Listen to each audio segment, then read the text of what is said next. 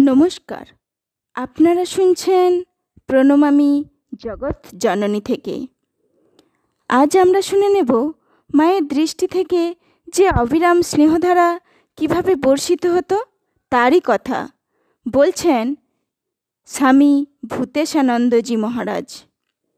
ঠাকুর মা স্বামীজির চরণে প্রণাম জানিয়ে শুরু করছি আজকের পাঠ। মায়ের দৃষ্টিতে আছে অবিরাম স্নেহধারা, বলছেন শ্রীমৎ স্বামী ভূতেশানন্দ। আমরা এমন যুগে জন্মেছি যখন জগন্মাতার মহাশক্তি ক্রিয়া করছে এবং আমাদের সকলকে তিনি অভয় দিচ্ছেন, কিন্তু আমরা তাকে সম্পূর্ণ আত্মনিবেদন করতে এবং তার উপর নির্ভর করতে পারিনি বলেই মনে এত অশান্তি। কিন্তু একবার ভাবি না, কেন জগৎজননী তার অপূর্ব স্নেহমাখা চোখ দুটি দিয়ে আমাদের দিকে চেয়ে আছেন? তার ছবিখানি দেখলে মনে হয় না যে সে দৃষ্টিতে অবিরাম স্নেহের ধারা প্রবাহিত?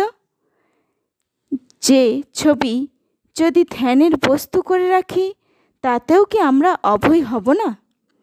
তার স্নেহের আবেষ্টনীর ভিতর থেকে আমরা কি নিশ্চিন্ত হতে পারি না? এখানে আমাদের কিছু করণীয় আছে। ঠাকুর বলছেন, তোমাদের কিছু করতে হবে না, তোমরা কেবল আমি কে, তুমি কে এবং তোমার সাথে আমার সম্পর্ক কি তাই জানো। মা বলেছেন, জেনো আমি তোমাদের মা।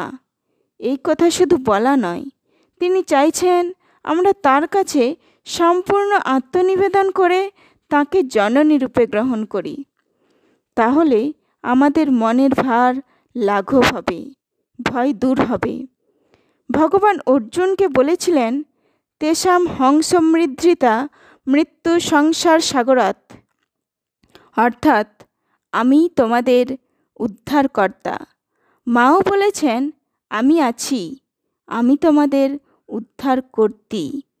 অভয় হতে হলে এই অভয়ার শরণাপন্ন হওয়া ছাড়া গতি নেই। তার আশীর্বাণী সর্বদাই বর্ষিত হচ্ছে, স্নেহ সর্বত্র প্রসারিত। ঠাকুর মা স্বামীজির নামে জয়ধ্বনি করে আজকের পাঠ শেষ করব।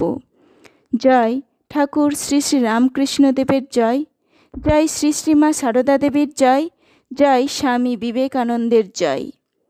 নমস্কার, আজ এই পর্যন্তই।